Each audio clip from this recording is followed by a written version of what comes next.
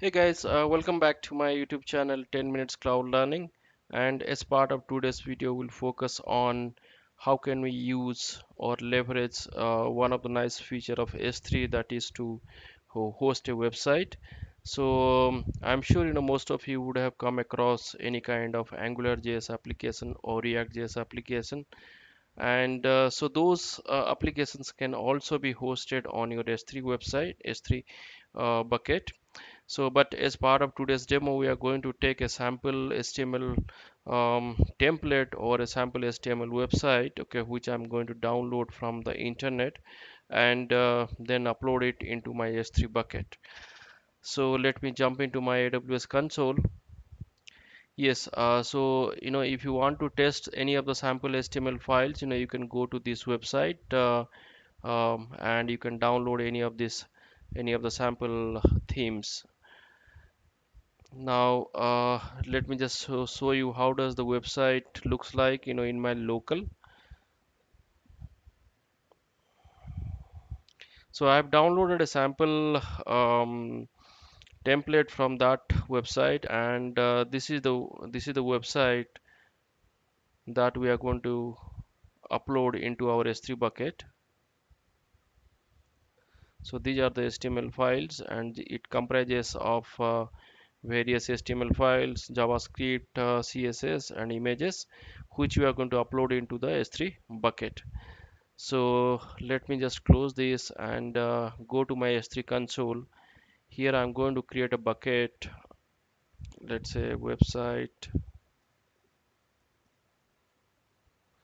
hyphen test 135. Please keep in mind, when you are trying to host a website on a S3 bucket, make sure that okay, this box is unchecked, because so that people will be able to access your website. I'm going to tick this box. I'll go ahead to the default options at this point. Okay, I'm here in my this bucket. I'm going to go to upload section, add folder. In the add folder, I'll just select this folder and click on upload.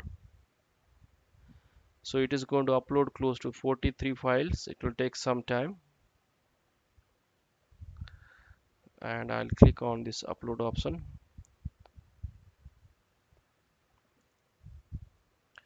Okay, now the upload is successful. As you can see, the folder structure has been created the way it is there in my local system. That is inside my website, I have the CSS folder, images folder, then icons folder, okay, then JS folder. All these things are uploaded. So I'm going to say close here, and in case I want to see, yeah, this is my index.html. I'll make this folder as make public,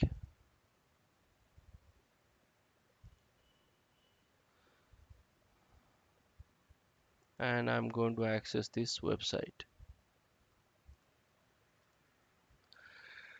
Now this is the folder that got created, once I uploaded. And one more configuration that I need to do other than making it public is that I need to go to properties, and if I go to the end, scroll to the end, you have this option called static website hosting.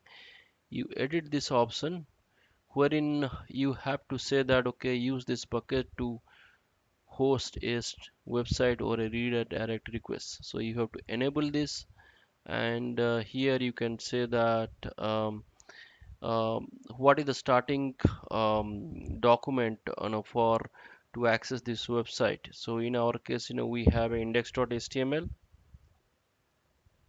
so which we can mention here.